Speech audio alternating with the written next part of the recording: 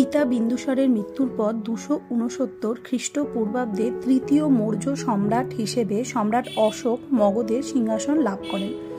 অশোক প্রথম জীবনে একজন বদমেজাজি ও ক্রূর প্রকৃতির ব্যক্তি ছিলেন। তার এই স্বভাবের জন্য তাকে চণ্ডাশোক নামে অভিহিত করা হতো। তাহলে বলি, আজকে কেন প্রথমটা শুরু করলাম সম্রাট অশোকের নাম দিয়ে। হ্যাঁ, আজকে আমরা যাচ্ছি ধৌলি পর্বত। আর দেখে বুঝতেই পারছেন, এই যে পাহাড়ি রাস্তায় উঠছি। পুরী থেকে 50 কিলোমিটার দূরে অবস্থিত এই ধৌলি পর্বত। পুরীর সাইট সিনগুলোর মধ্যে এই একটি অন্যতম হলো এই ধৌলি পর্বত। আর এই পর্বতে বেড়াতে গিয়ে আমাদের সাথে একটা মজার ঘটনাও ঘটে যায়। তো চলুন পুরো ভিডিওটা দেখতে থাকুন, আর আপনাদেরকে আমি সেই গল্পটা বলতে থাকি, আর এই জায়গার বিশেষত্ব এবং সবকিছুই আপনাদেরকে এই ভিডিওর মাধ্যমে জানাবো। তো প্রথমেই জানাই, এই যে এখান দিয়ে সিঁড়ি দিয়ে উঠে গিয়ে ফ্রি অফ কস্টে আপনারা জুতো রাখতে পারবেন। আর পার্কিংয়ের জন্য ড্রাইভার আপনাদের কাছ থেকে আগের থেকে টাকা নিয়ে নেবে, এবং এখানে ঢোকার যে টিকিট মূল্য সেটাও তারা নিয়ে নেবে। প্রথমে এই পাহাড়ে উঠে আপনারা যেটা পাবেন সেটা হচ্ছে এখানে একটা শিব ঠাকুরের মন্দির। দিনটা সোমবার থাকার কারণে শিব ঠাকুরের মন্দিরে ছিল অসম্ভব ভিড়। আর এই দিন আমরা কিন্তু লিঙ্গরাজ দর্শনও করতে পারিনি, সেটাও আপনাদেরকে এই ভিডিওতেই দেখাবো। আর এখানে পুজো দেওয়ার জন্য আপনারা এখান থেকে কিন্তু ফুল, তারপরে হচ্ছে শুকনো প্রসাদ, এগুলো কিন্তু কিনতে পাবেন। ঘন্টাটা দেখুন অনেক বড়। আর এই যে এখানে দোকানগুলো থেকে আপনারা এখান থেকে এই প্রসাদ, শুকনো প্রসাদ কিনতে পারবেন, বাড়ির জন্যও নিয়ে আসতে পারবেন। এবং হাত পাতলে ওরা ওখানে বিনা পয়সাতে ডেকে ডেকে আপনাদেরকে কিন্তু এই প্রসাদ দেবে। এই ধৌলি পর্বতের নিচেই কিন্তু কলিঙ্গ যুদ্ধ হয়েছিল। তাহলে চলুন আপনাদেরকে একটুখানি এই কলিঙ্গ যুদ্ধ সম্বন্ধে জানাই। সম্রাট অশোক সিংহাসনে আরোহণ করার পরবর্তী 8 বছর তার সাম্রাজ্য বিস্তারে মনোনিবেশ করেন।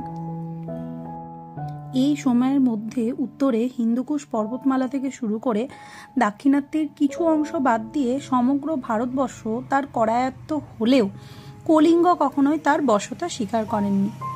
তার পিতামহ চন্দ্রগুপ্ত মৌর্য ও তার পিতা সম্রাট বিন্দুসার কলিঙ্গ জয় করার চেষ্টা করেছিলেন, কিন্তু দুজনেই কলিঙ্গের নিকট শোচনীয়ভাবে পরাজিত হন। সম্রাট অশোক খুব ভালো মতো জানতেন যে কলিঙ্গ জয় করতে পারলে দাক্ষিণাত্যের অভিযান পরিচালনা করা অনেক সহজ হবে। এই কথা মাথায় রেখে সম্রাট অশোক নতুন করে কলিঙ্গ জয়ের প্রস্তুতি শুরু করেন। সম্রাট অশোকের সুসজ্জিত বিশাল বাহিনীর সাথে কলিঙ্গ বাহিনীর প্রথম সাক্ষাৎ হয় এই ধৌলি পাহাড় সংলগ্ন ময়দানে, এবং শুরু হয় কলিঙ্গ যুদ্ধ। অপরাজেয় অশোক শেষ পর্যন্ত বিজয়ী হলেন। কলিঙ্গের প্রতিটি সৈনিক কিন্তু শেষ নিঃশ্বাস ত্যাগ করা পর্যন্ত যুদ্ধ করে গিয়েছিলেন। প্রায় 1 বছর ব্যাপী এই যুদ্ধ চলেছিল এবং কয়েক লক্ষাধিক মানুষ নিহত হন। এবং এই যুদ্ধক্ষেত্রের পাশ দিয়ে বয়ে চলা দয়া নদীর জল রক্তে পুরো লাল হয়ে যায়। কলিঙ্গের আকাশে তখন শুরু হয় শকুনের আনাগোনা। ভারতের ইতিহাসে এর চেয়ে রক্তক্ষয়ী যুদ্ধ আর কখনো হয়নি। ময়দানের যুদ্ধ তো শেষ হলো, কিন্তু অশোকের মনে শুরু হলো অন্য এক যুদ্ধ।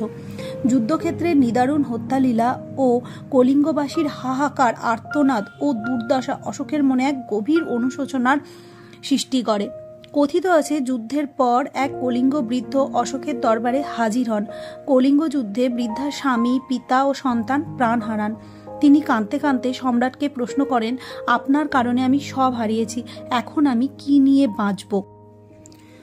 অনুতাপ হতে চিত্তের প্রশস্তির জন্য তিনি সাম্রাজ্যবাদের নীতি পরিত্যাগ করে অহিংসার নীতির অনুসারী হন, এবং তিনি বৌদ্ধ ধর্মে দীক্ষিত হন। সমগ্র বিশ্বে তিনি হয়ে ওঠেন মৈত্রী ও অহিংসার মূর্ত প্রতীক। চণ্ডাশোক পরিবর্তন হন ধর্মাশোকে, এবং তিনি শান্তির প্রতীক হিসেবে এই শান্তি বুদ্ধ স্তূপটি এই ধৌলগিরির পর্বতের চূড়ায় প্রতিষ্ঠা করেন, যেটাকে আমরা এখন সবাই ধবলগিরি বলে জেনে থাকি।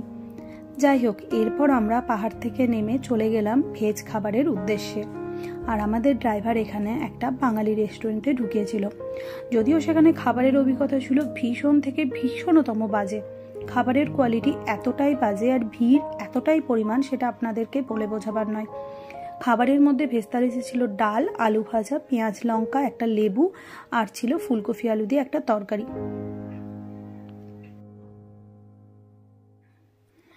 আর এই ভেজ থালির দাম নিয়েছিল 150 টাকা।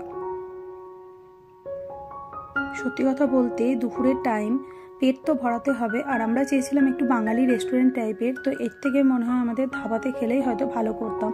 তো যাই হোক, এখান থেকে কোনো রকমে পেটটা ভরিয়ে নিয়ে আমরা খাওয়া দাওয়ার পর রওনা দিয়েছিলাম ধবলগিরির উদ্দেশ্যে।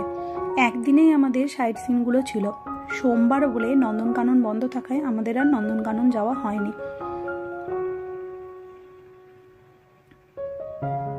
খাওয়া দাওয়ার পর আমরা চলে এসেছিলাম লিঙ্গরাজ দর্শনে।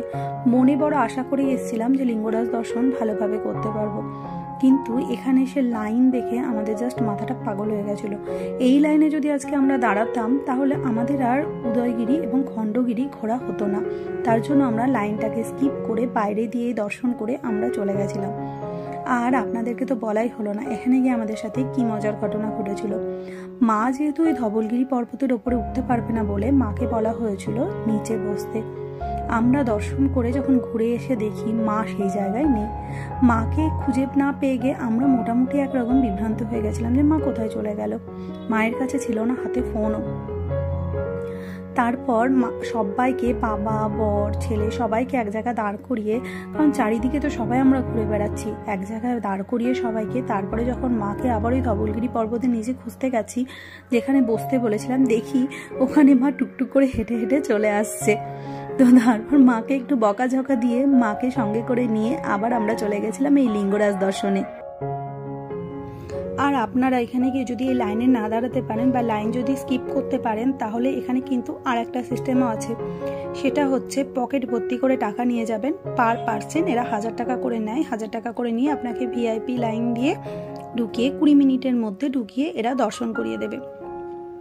তো পার পার্সন 1000 টাকা করে হলে আমরা ছিলাম 5 জন, 5 জনের প্রায় 5000 টাকা। আমাদের পক্ষে এটা দেওয়া একদমই অসম্ভব ছিল। তো তার জন্য বাইরে থেকে লিঙ্গরাজকে দর্শন করে আমরা বাড়ি ফিরে গেলাম। আমরা গেছিলাম উদয়গিরি এবং খণ্ডগিরি দর্শনে। আর এত ভিড় হওয়ার সেদিন ছিল সোমবার। আর আপনারা পুজো দিতে চাইলে এখানে কিন্তু সব রকমের ব্যবস্থা আছে। এখান থেকে ফল, মিষ্টি, ফুল সব কিনে নিতে পারবেন। আর জাস্ট লাইনটা দেখুন।